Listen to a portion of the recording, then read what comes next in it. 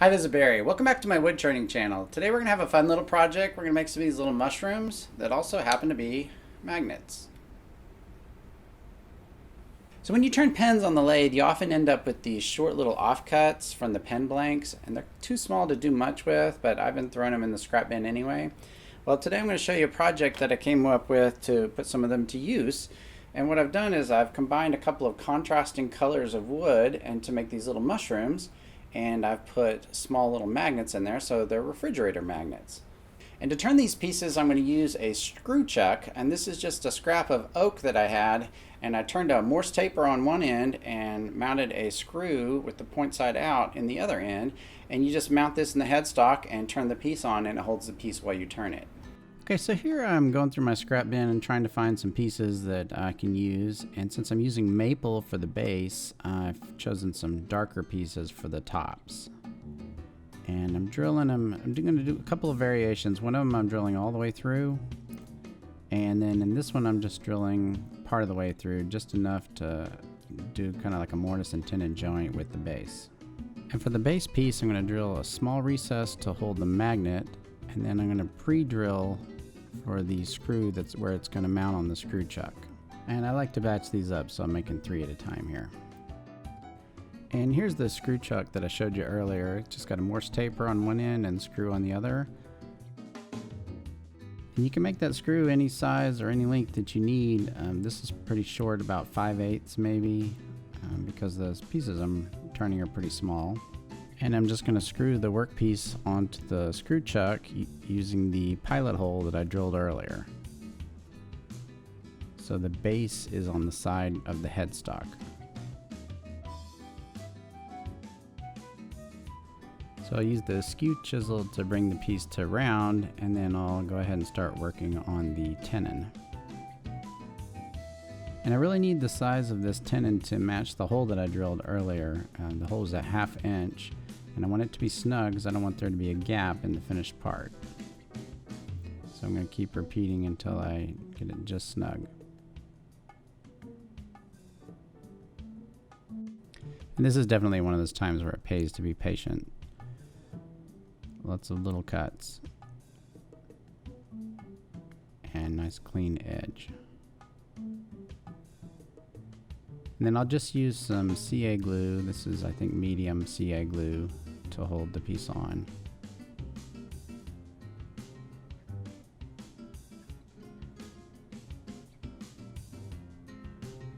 And I did make an attempt to line up the grain. On this one it doesn't matter, on the next one it matters a little bit more. And then I'll go ahead and unscrew this from the chuck and work on the next piece while this one's drying.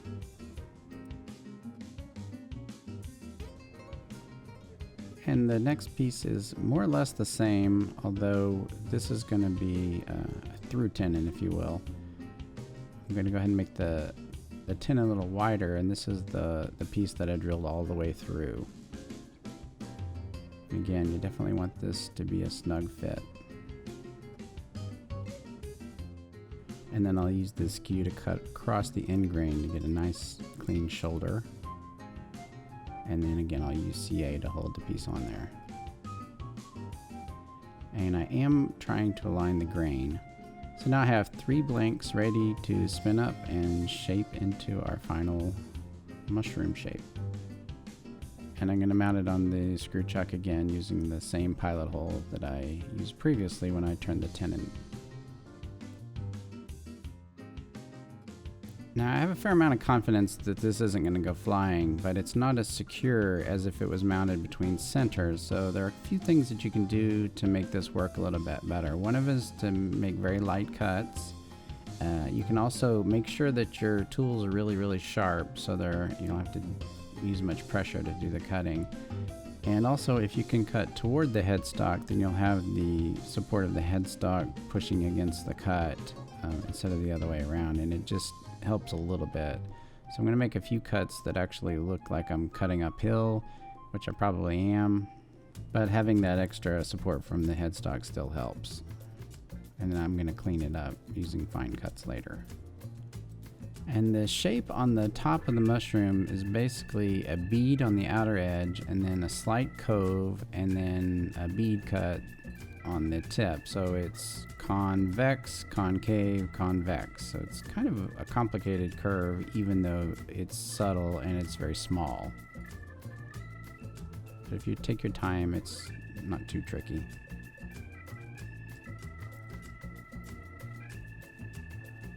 And I'm aiming for the edge of the top, the bottom edge of the top being at the line between the two different woods.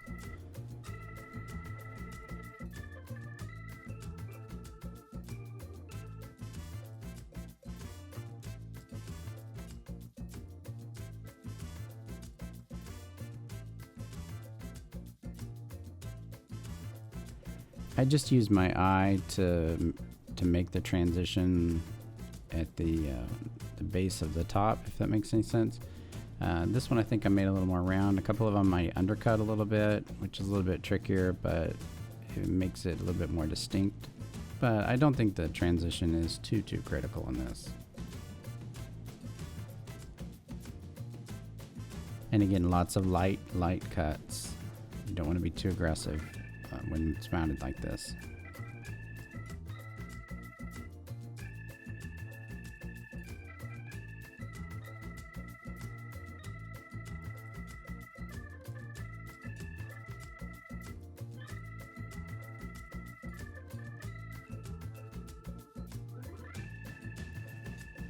And I'm just eyeballing the proportions here on the stem versus the head, just to make sure it looks good aesthetically. And this is the one with the solid head. And the second one I'll show you, it's the same idea, same basic shape, but because of the way I mounted the darker piece, it's only going to show up on the outer edge of the top. And again, lots of small cuts. Sharp tools. And I'm using a skew chisel with a pretty steep angle, which also helps remove the material without pushing into the wood, and it's just a smoother way of removing that material. But for the shaping, I'm switching back to the spindle gouge. And this is the same basic shape that I used on the other piece. It's got a convex edge on the outer, a short concave section, and then convex on the end. And on this one, I'm kind of altering the shape of the top to control how much of that darker material is left. If there's too much, it just looks funny. I'm leaving kind of a thin layer, almost like maybe leaving a live edge or something like that, although it's obviously not bark.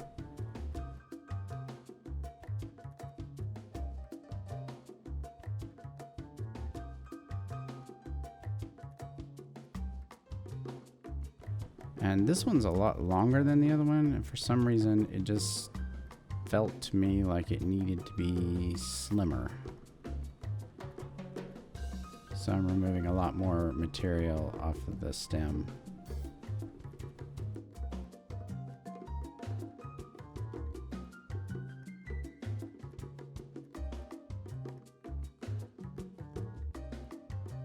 And since I've got room, I'm using the skew chisel to smooth up that edge using a planing cut.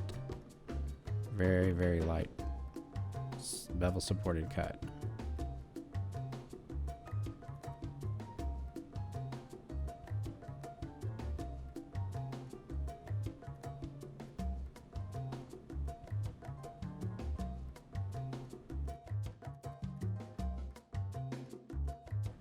And you can use whatever finish you like. I just use some paste wax on here. It gives it a tiny bit of an amber color, but doesn't really change the color too much.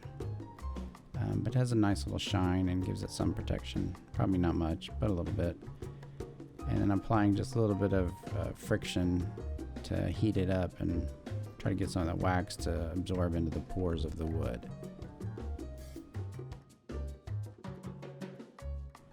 And the last step is to just use a little bit of super glue and put the magnet in that recess, and notice that will cover up the hole that we used to mount it, and you'll never know how it was mounted.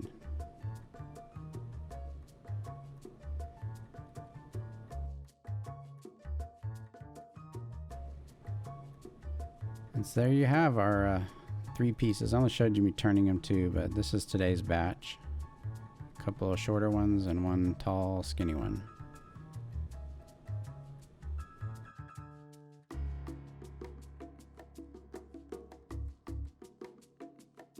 So I hope you enjoyed watching me make these cute little mushroom refrigerator magnet things. Something about them, they're just cute. Fun. Anyway, if you have any questions or comments, put them in the section below and click that subscribe button if you haven't already done so. Really appreciate it. Thanks for watching. I'll see you next time.